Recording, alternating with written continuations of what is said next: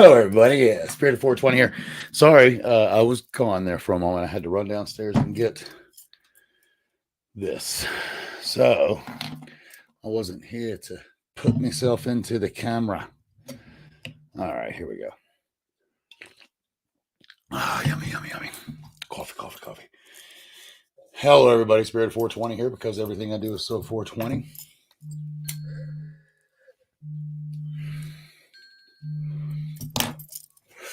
Including running late.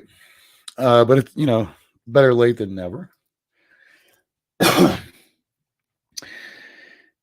So, I don't know if anybody read the opening tonight. So, life is change. Change is learning. Learning is living. I say that because, well, number one, it's the truth. Number two, the day that I have been having has been kind of tossing that concept into my face as well as into the face of friends and family, right? I bet it's Joe. There, you how I know it. Only don't sweat it, dude. Don't sweat it. If you're not changing, you're not living. And that's just the simple truth. That's really the whole point, right? It was funny because I was talking to someone today and I said it simply put, like, they were like, you've done enough already. That's what they said. Somebody said to me, you've done enough already in a situation, right? And this is a situation, by the way. It's a group that I'm part of called Fuck Cancer. And I'm sure most of y'all agree with that concept right off the bat, right? And a friend of mine said, you've done enough already. And the way that where I have come to and the way that I see it, I will not done enough. I will have not done enough until I'm dead. And that's just the simple fact. I have, how do I say? I mean, I could die tomorrow, and I know that, and I'm aware of that, but I just have too much to do. I have too much to do and too many people to help, I believe, before God wants me gone. And I don't know how much longer I'll be around, but I've already been here for 51 years.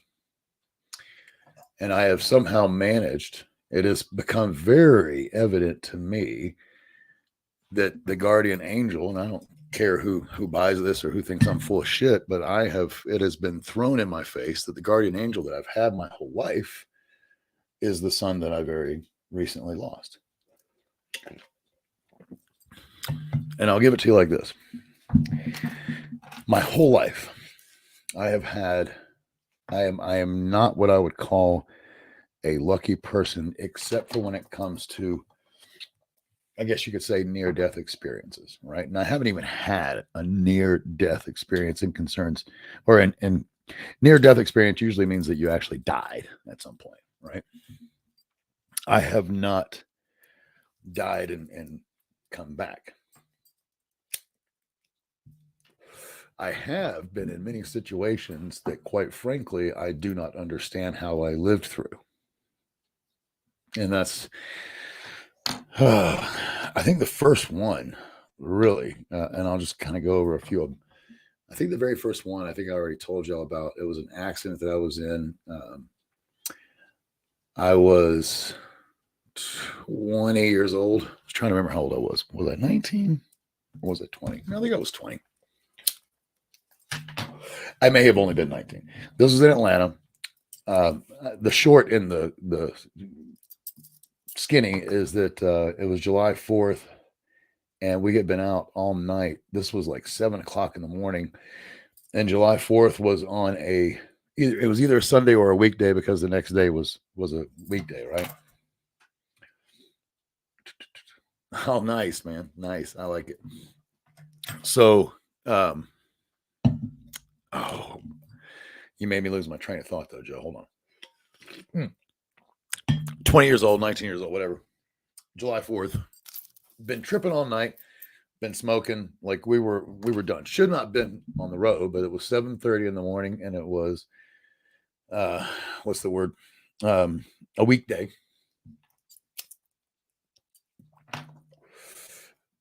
And I was actually trying to be a conscientious stoner driver, right? I was not in the fast lane. I was in the slow lane, just taking my time, right?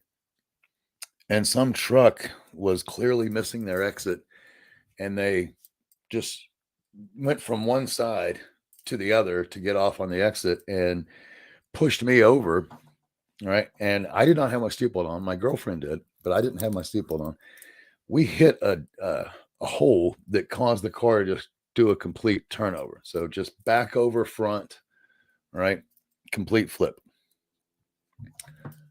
All I got from that complete flip, I still have the scar, just a little tiny scar here, 2 stitches. I wasn't in my seatbelt. I got the 2 stitches, but technically my girlfriend was way more busted up than I was. I mean, she had, she didn't get any stitches, right? But she had bruises and nicks and knacks all over her, and she was in her seatbelt. The next one,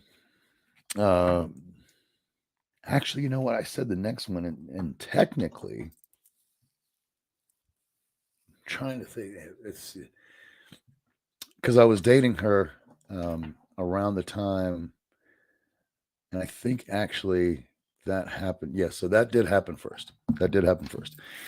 Then probably about 6 months later, a buddy of mine would let me borrow his Jeep, which I absolutely loved. But one of the times he did it, he's like, dude, the only deal is like you can have it for a whole week. And he had just 2 conditions. He's like, number one, on Wednesday, you'll have to come over and give it to mom, and then she'll give it back to you later that afternoon because she needs it. Excuse me. Hold on. Oh, yeah, baby.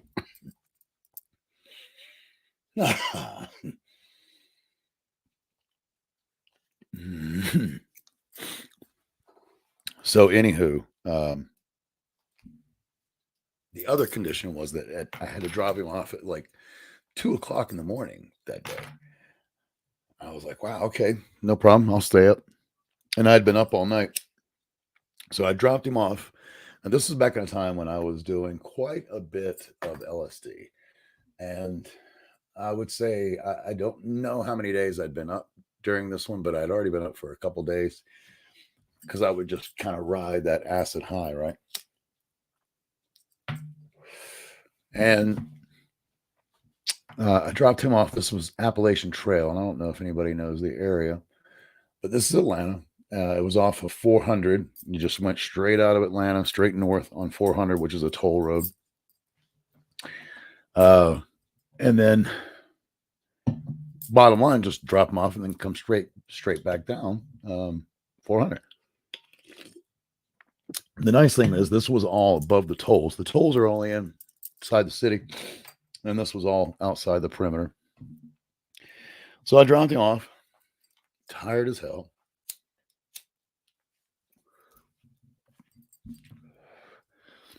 And the only thing I remember is getting on the interstate. Well, 400 is like an interstate, but technically it's not an interstate, but it literally travels just like an interstate.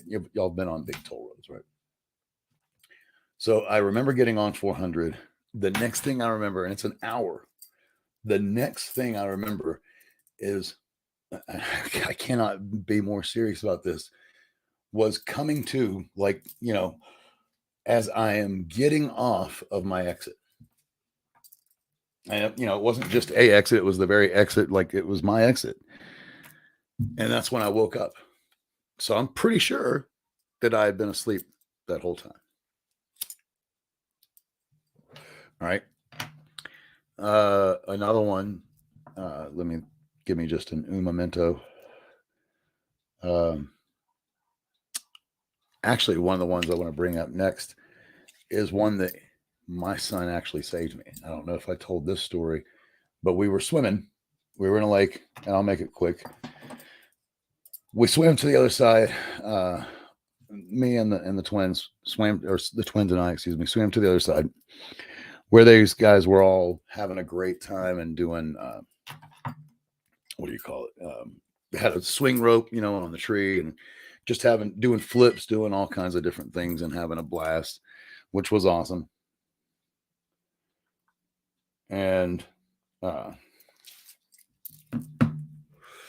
we went over there and stayed, for maybe 20, 30 minutes, and then everybody started swimming back. Now, I say the swam over there and swam back, and I want to make it clear, this is a small lake, but you still have,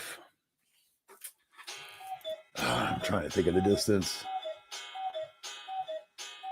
It's hard to really measure it on water and my old memory, but I would say it's at least, and I don't know if this sounds long to y'all, but this was at least a 50-yard swim, right? And it's quite deep in the center. So once you get across, like once you're halfway across, you're committed. Well, we were swimming back, and there was a kid who I didn't even know was in front of me, and all of a sudden he started panicking. I could see it, like he was having issues. Still to this day, don't know what the issues were, but I helped him. And after I helped him, I realized that I had just done myself in, and I could feel it, like I didn't have anything left, and I had not been in that moment. I was a much bigger guy back then, so it was easier for me to, lose what little bit I had. And I kid you not, right as that moment that I was about to go down, Sky grabs me. Skylar, yep, the very son, and one thing I bring up is, and people are like, well, how could this all be if he just died? Well, number one, I think most of y'all agree that our existence here is definitely on linear time. But many people do agree that beyond this, in the afterlife, it is a different time than we can understand. It's not linear, so you can be anywhere at any time. And if that's the case, well, you can do the math, right? One of the things that I find interesting is the fact that my family's even here. Truly. My grandfather was at Pearl Harbor, right? And he was on the USS California. Not a lot of people survived that. He in fact, it was a horrible existence for him. What I mean by that is he doesn't talk about it, but in the matter of like 5 minutes, he lost 400 friends, right? 400 colleagues, friends, workmates, Navy guys, other dudes, right? And what he did tell me, what he did talk about, he did say this, or at least he indicated the reality that he heard the banging, until he didn't hear the banging. And that's probably enough said. But the fact of the matter is, he was in a very small group of people that survived that were on that ship. I still wonder how he and my grandmother, because my grandmother was at Honolulu. So, funny enough, that day, she wasn't at the base. But everything happens for a reason. He was, and he lived through it. The deer, by the way, this one's a funny one. When I was a little kid, my mother and father were driving. And we had pretty sure it was a Honda Civic hatchback. And going, this is through South Carolina.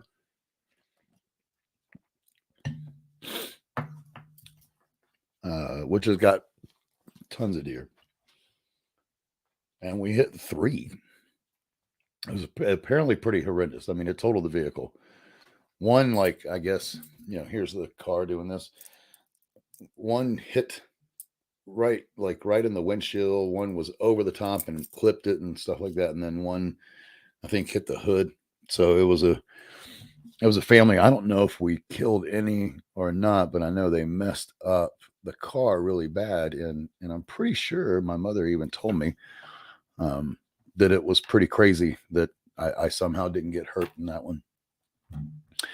Another one, when I was 18 months old, I flew out the window of a truck while my grandmother, this is my mother's mother, not the one at Honolulu, that's my father's mother. But when we were traveling down an old dirt road, dairy farmer, so the old dirt roads of Kentucky, and I flew out the window, and the only thing that was in, like, here's the window, the only thing that was in was one leg, and she barely caught this foot until she was able to stop the car. I mean, there's a ton of them, So when I say near death for me, I haven't died, but there's been many times where it's amazing that I'm still here. And then recently now, excuse me, not just me, but my son, his twin, by the way, which I don't know how many of y'all know that, but it is a belief amongst many cultures. There's the word. It's a belief amongst many, many different cultures and religions and all that, whatnot, that when a twin dies much earlier than the other one, that they almost inevitably always become a guardian angel. So I find that an interesting tidbit as well. But his twin, not even a year after he was gone, was in this really bad accident. T-bone. Okay, so let me say this. I call it a death blow, he argues. But the driver's side, the truck hit the driver's side doing about 45, 50. I've watched the footage, right? And right into the driver's side, which the window was down. And my son had just pulled his arm in, right?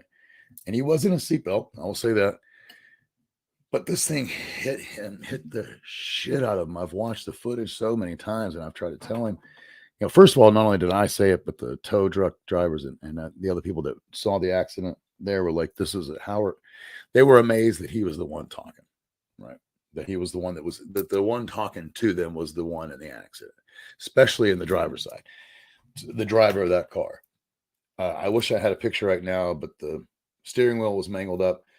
The driver's side, the car door was pushed in a good, it was definitely over a foot. I want to say it was more like maybe 16 inches. I mean, like, that's a huge amount for, like, I'm telling you, I wish I had a picture. If y'all saw this, there's no way y'all would, maybe one of you would disagree just to disagree, but the reality is most of you would be like, yeah, that's a death blow, especially if you saw the footage too. And he was fine. He literally had less scratches and bruising than my girlfriend did when I flipped the car down in Atlanta. So I thought that was interesting. Like, he basically walked away unscathed. So, bringing it full circle.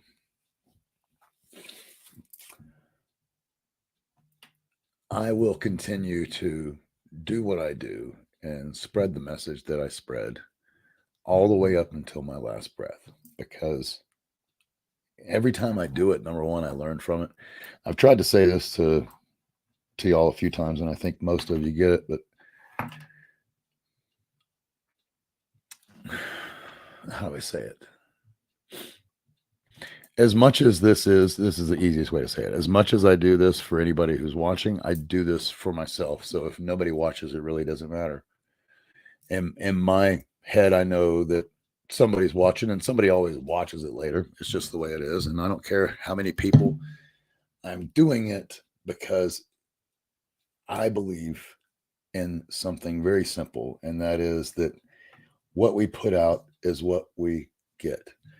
And if we are putting out positive all the time, then whatever we're doing is only helping people.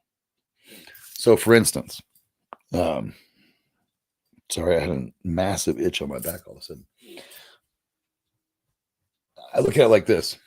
First of all, I have absolute faith and belief in 6 degrees of separation. I also have absolute faith and belief in the butterfly effect, which one builds on the other.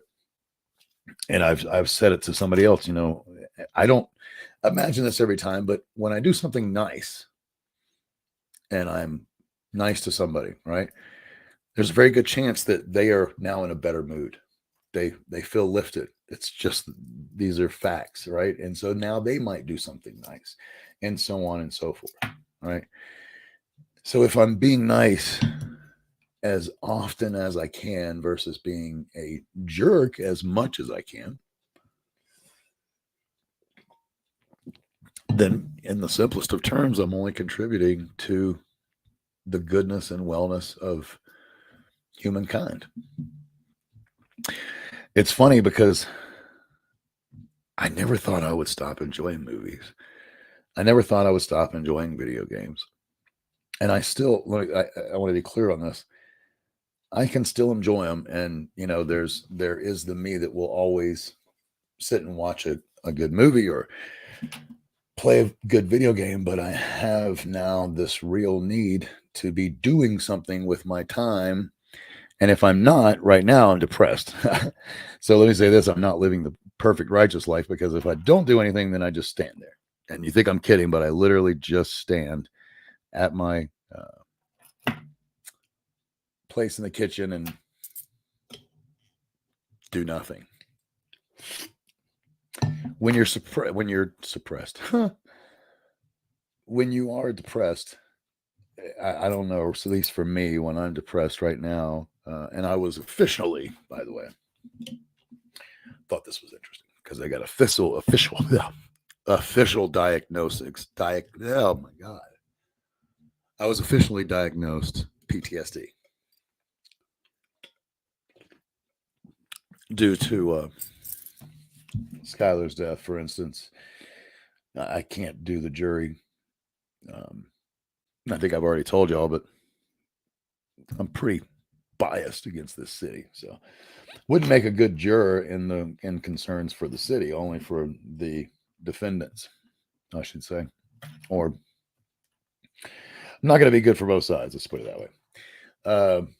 Which makes you not a good juror at all. But yeah, it is a difficult thing. During this type of depression, I feel like I'm either all in or just standing there. Now, one thing I've changed is I don't go and lay down and stay in my bed all day, because that's even worse. That just, I guess the way I look at it, if I'm standing there, at least I'm burning the calories by standing instead of just sitting or doing nothing, which I'm still doing nothing, but I'm walking around. I should say I do a depressed pace, a depaced.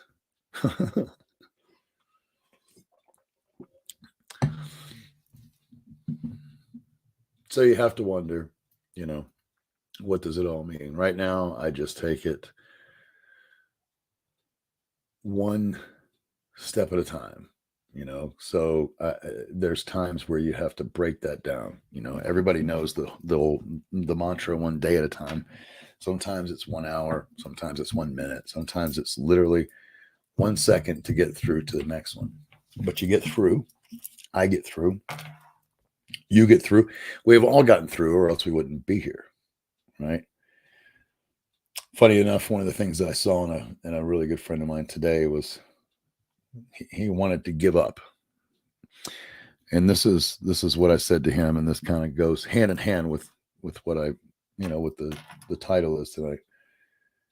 But see, you only fail when you actually do give up and stop trying. So if it takes 1 second at a time to get through, keep doing it. It's only when we stop. And that also means you're not learning. If you've given up, then you're not learning anything. If you are getting past your obstacle, then you are learning. Our entire life. And some people don't see this, they're like, they're once out of school, No, our entire life, our entire being, our existence is based on learning. The only reason that I have all the dumb shit that I have, even this, right? The only reason I have this is because somebody got tired of having cold coffee years ago. And so a whole technology is based on keeping something cold for a long time and keeping something hot for a long time. But that's because somebody had, at some point, a lukewarm drink. It was neither cold like they wanted it, or it was neither hot like they wanted it. So they had to do that. That's my point. It's all like, it's all we are. If you really start to study humanity, it is all about learning and taking that next step. And when you stop, you're neither learning nor you're living. Because if you're not learning, you're not living. That's what I have come to. And I will keep trying and I will keep doing, I should say, because I truly believe in and not saying try. Try. If you say you're going to try something, then all you end up doing is trying it. But if you say you're going to do something, then you do it. You simply follow your words, you know. So there was a hair. I have all the little hairs going off on those.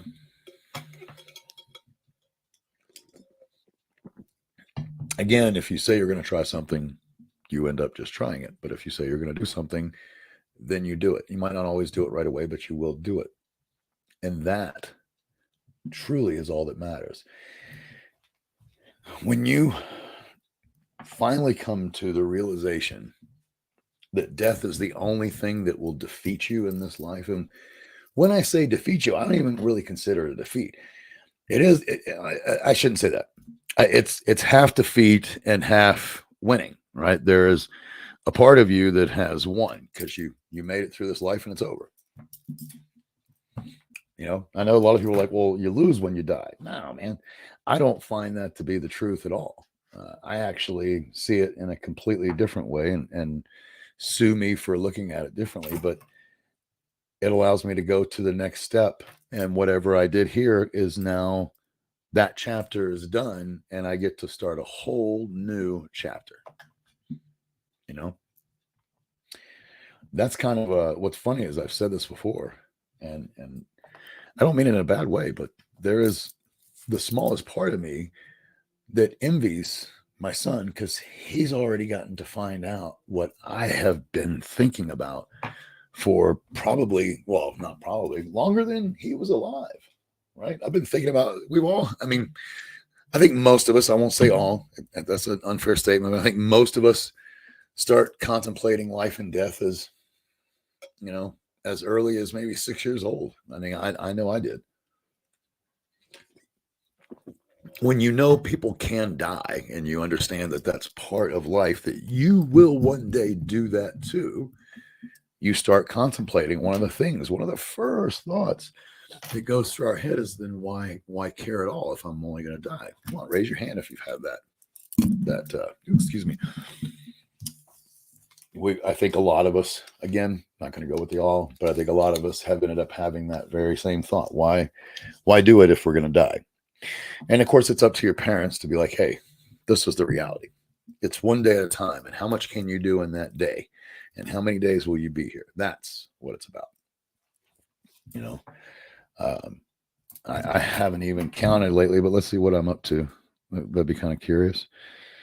So 51 times 365, 18,000. I haven't even hit the 20,000 mark yet. 20,000 days. You can only get into the millions if you go down to like minutes or seconds, you know.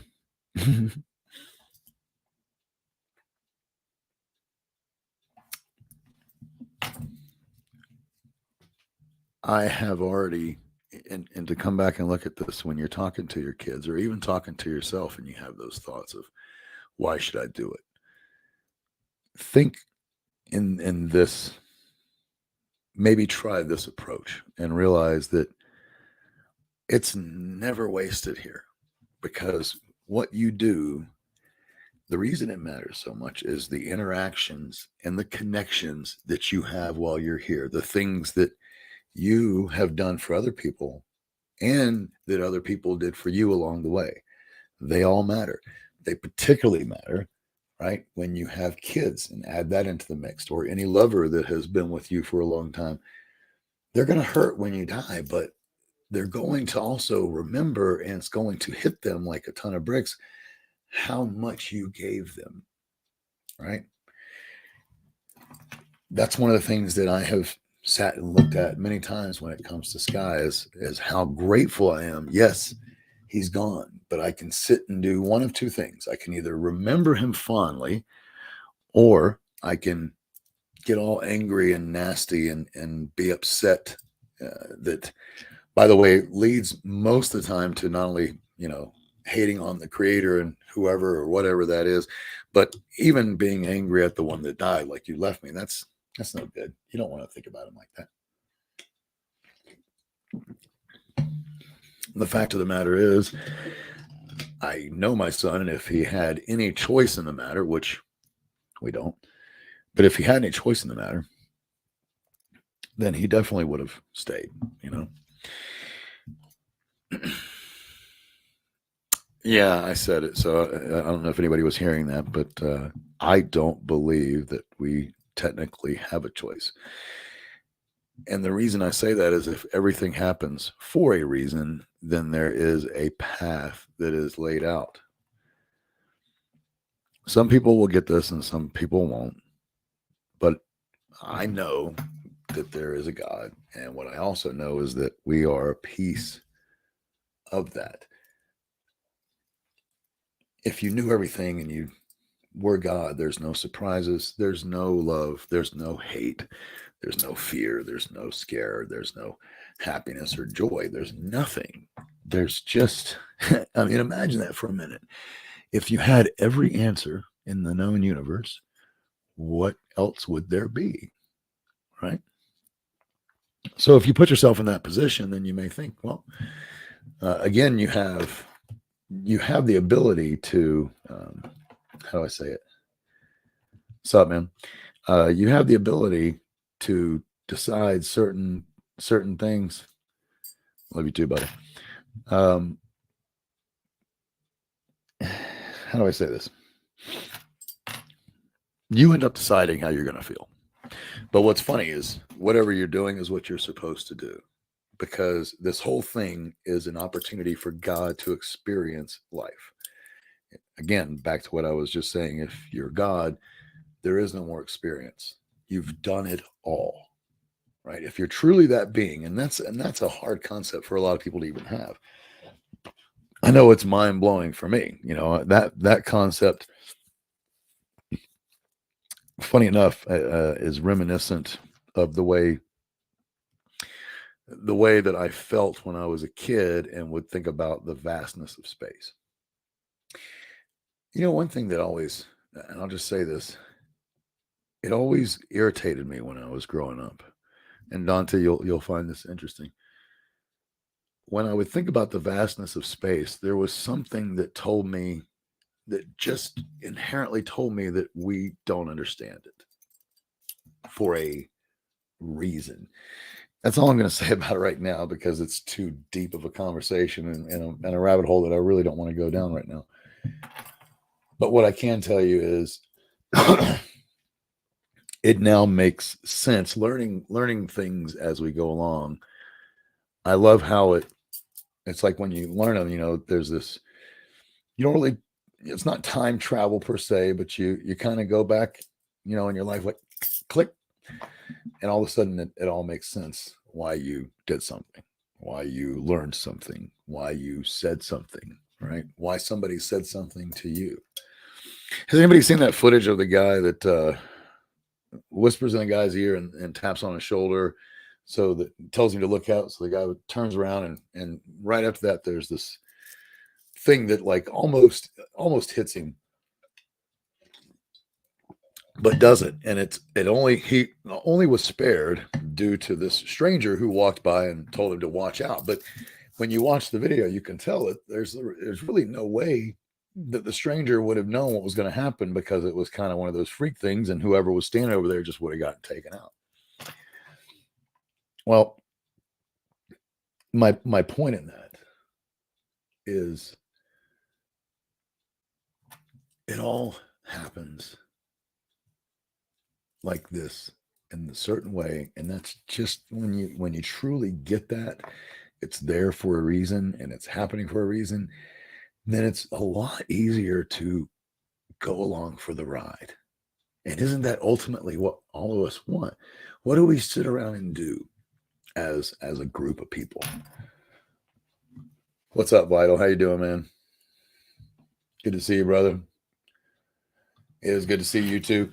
But what is it that we do as a people? I mean, I was just talking about it. We play video games, we watch movies, right? We watch television programs. And it's obviously some of us making those and writing those, but we read books, right?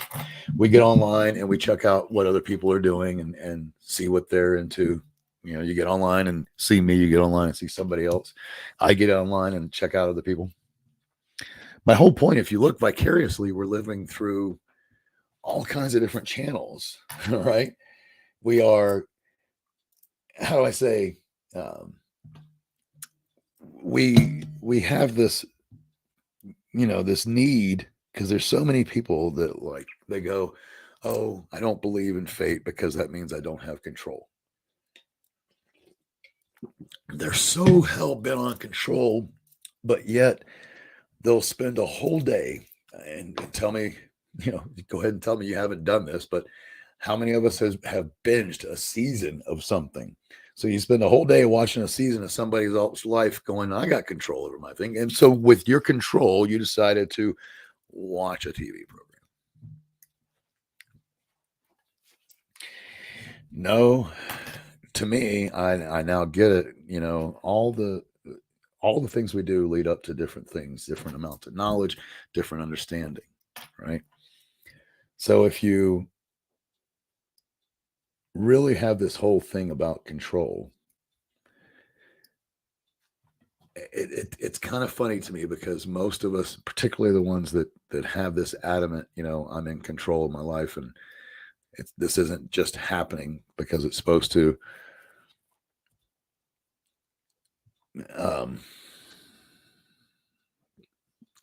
Damn, Dante. I didn't need your humor right now, dude. Oh, did not want to read that. I wish I could take it away. Because my flow is just gone. I was going somewhere with that.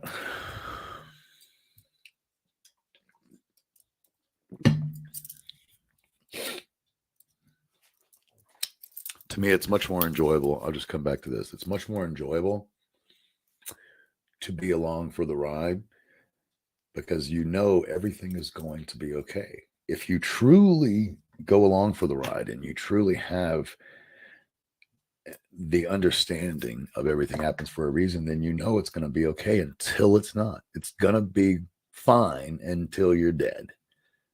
And then you're moving on to the next phase anyway, right? So it's much more,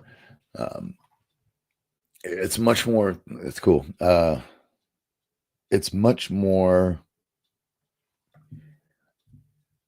how do I say, in the simplest of words, it is more fun to not fight it and go along with the ride than to fight the concept that like you're in control.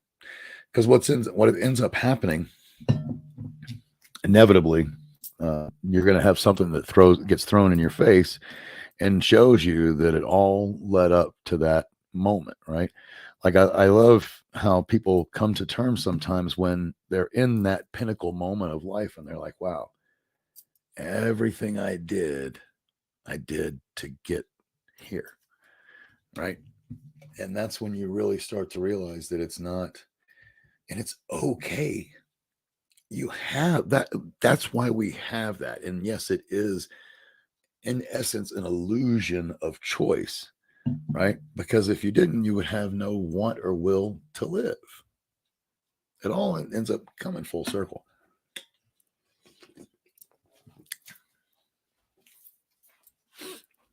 what I will say and end it on this is really read those words. I think you'll get it. And what I mean by that is life is change, change is learning, learning is living. It continues, it is literally a circle of never ending learning, right? And every time you learn something, you do live because you now have more knowledge than you did. So you have more problem solving you can do in the future, whether that's problem solving for yourself or helping out fellow man, excuse me, helping out another human for all the ladies. I do apologize. It's a, you know, school of thought on it is just simply, it's an old thing to, call it mankind. Earlier tonight, I said humankind, and then I just let it go and said man again. But because I really truly believe that we are all equal. Women and men are equal. They're equal because we're both humans. We're not equal because one has the ability to do one thing and the other has the ability to do another thing, right? And that's what gives us the need to have each other in our life. You have to, right? If you want to keep life going, you got to find one of the opposite sex. I'm just talking about in general, right? You're going to have to find one of the opposite sex and make a new one of y'all. That's how it is. It doesn't matter if that one goes to somebody else. I'm not getting into all the political bullshit of it. Okay. I'm just talking about the fact that it takes two, no matter how. It takes one of each to make a new one, period. So that's what makes us equal, and that's what makes us both equally important. It doesn't matter that one carries, it doesn't matter that one can, has something that goes into the other one. No, that shit matters, because when you do it, again, I'm not talking about all the political bullshit that goes along with this, okay, folks? When you raise a family, you're doing it together. And that is one of the biggest learning, living experiences that you can ever do. That's a whole new level, is my belief, of learning, because you really learn what life is when you have a being that cannot do a fucking thing when they first get here, right? And what does that come back to? Did you hear what I said in the beginning? It's our whole existence is about learning. What are you doing from the moment you get here? You start learning things, learning how to breathe, learning how to shit, learning how to piss, learning how to eat, learning how to cry for what you need, right? I need to do this. Wham! There you go. You're learning. You'll get there. So all I will say is I love all of you. I love you too, Dante. No big deal. Let it go. It's not a big deal. I just I would prefer if, and I'll say it maybe in the nicest way that I can, but I would prefer if you left your dad jokes, like not when I'm in the middle of a role, because I know it sounds dumb, but if I read it, and I try to read, what I should do is like do this and just not put the blinders on, really, and not, but then I'll have like a red dot up here in the corner that you can't see, just building up. You've got 5 comments, you've got 7 comments, and I try to read them because I feel like it's what I'm supposed to do. So I love all of you. Have a wonderful, wonderful rest of your week. Obviously, tomorrow is the last day. Saturday. Oh, I just remembered. So I think I'm going to be on tomorrow night. Yep, that's what I'll do. I'll come on tomorrow night for a little bit since it's Friday. Saturday, I have plans, and I don't want to spoil them or jinx y'all with them, but we're going out. The team, the paranormal team, is going on an investigation. That's all I will say. So we're looking forward to it. Can't wait. So I will be on tomorrow night versus waiting till Saturday. And then it'll be Monday. So after tomorrow, Saturday and Sunday will be off, and then come back on Monday. Anywho, I hope all of y'all have a wonderful, blessed, and lifted rest of your week. Again, I will see you tomorrow. Keep in mind this: if you're out there doing something at all and you're not quitting, then that's good enough for that day, because it really is the reality. When you go through a change, whether it's good or bad, you're learning something, right? And when you learn, you're more knowledgeable, you're more prepared for the next time. That is what living is all about. The only difference is one day you're going to pass that on to kids if you haven't started already, right? Okay. Anyway, this guy. All right. I love you folks. Have a wonderful, wonderful evening and be safe. See you on tomorrow night. I switch here, I'm a strange fuck. Consist on ain't something I could say well. Fill my change into the wishing for a change well. Wish a day a swell life for the next come. And when the next come, pretend that it's the best one. Like I ain't even gonna try and say that to the next one.